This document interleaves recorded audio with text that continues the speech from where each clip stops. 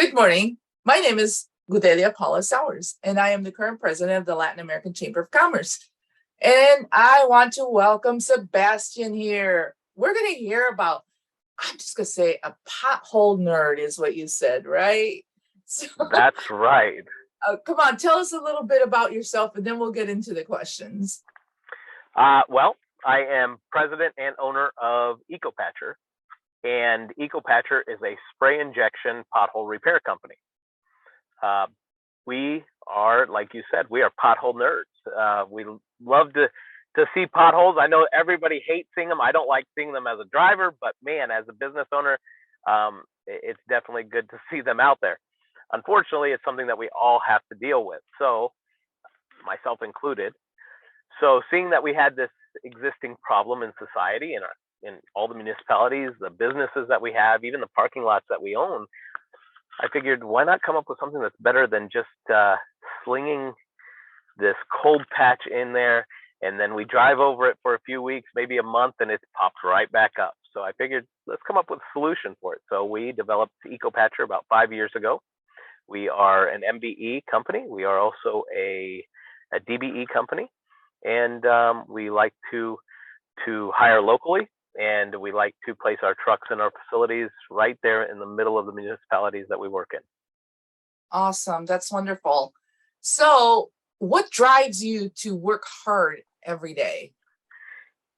That's a good question. The thing that drives me the most, there's two things. One is I believe in working for my heavenly master, not my earthly one. So anything that I do, I always keep that in mind, that I'm not here to please people all the time, but if I can please my Lord, then I know I'm going to do a good job. Secondly is familia. My family is my driving factor, like a lot of us, I imagine, is the reason that I get up every morning, and the reason that I do a good job, and the reason that I strive to do better and grow. Wonderful. That's awesome. What services do you provide? Well, we fill potholes. It's a simple answer, but it's really kind of complicated. I alluded to earlier that we, as a society, we see these potholes being filled. Usually it's a crew of minimum of 6 people. There's probably 3 trucks involved.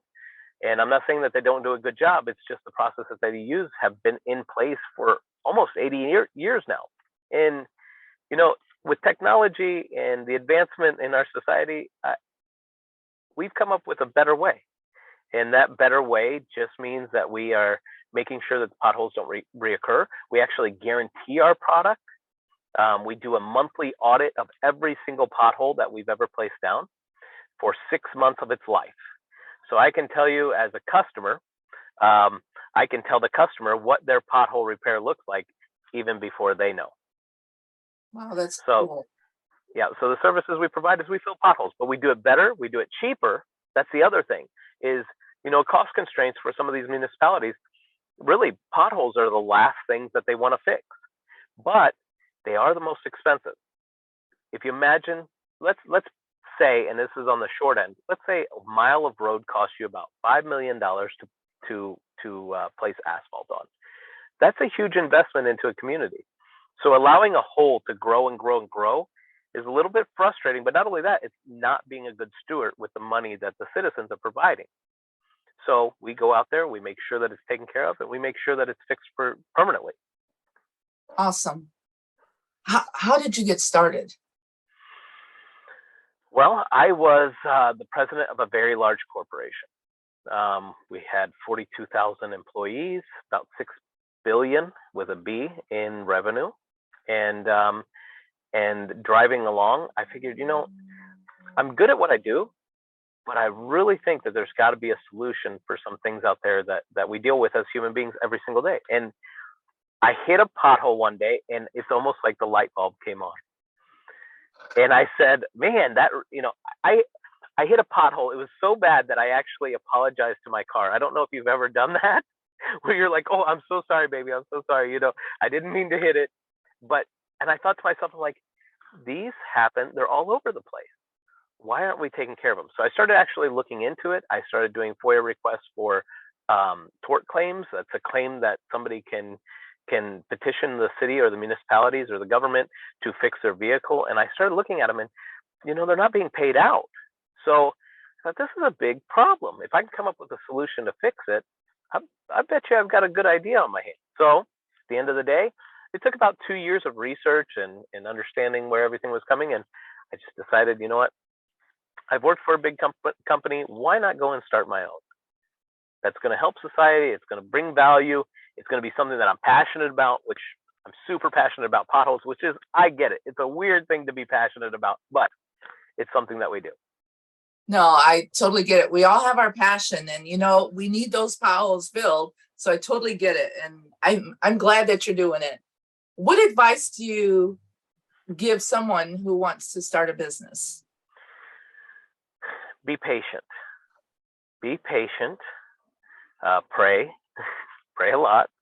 It is tougher. I mean, with the company that I ran before, you think about it, 42,000 employees, you're dealing with a lot of revenue, a lot of cost of goods sold, a lot of EBITDA. You're dealing with meetings and people and forecasts and projections. Owning a business is way harder. It's way harder because you actually have to be the jack of all trades. You have to not only be an expert in what you do, you've got to get out and get your hands dirty. You've got to do payroll. You've got to do insurance. You've got to really evaluate and anticipate what the market's going to do. Not to mention how to start a business. How do you go about starting a business? What kind of insurances do you need? What are the different rules for e-verify, like verifying who your employees are? Those are things that I had a staff to do for me, and so that make sure that you're analyzing and researching and praying in between that. And make sure that you know also what you're passionate about. If you could pick one job to do for the rest of your life, what would that be? And don't think for a moment that it's not going to come with hard work, because if you will, what you put into it is definitely what you'll get out of it. And it is tough, and it's sometimes I catch myself and I'm like, oh, it's so daunting, and there's a lot of pressure on your shoulders, and some other times, it's wonderful and everything's going great, but there's always a hiccup, and it's good because every day is a new challenge and a new goal. That's so true. That's so true. So there's some nuggets in a pothole for you. Yep. And I appreciate your time, Sebastian. Thank you for being on here and just explaining what you do. I really appreciate that. No, thank you very much for having me. I really appreciate the time that you took today, and I apologize.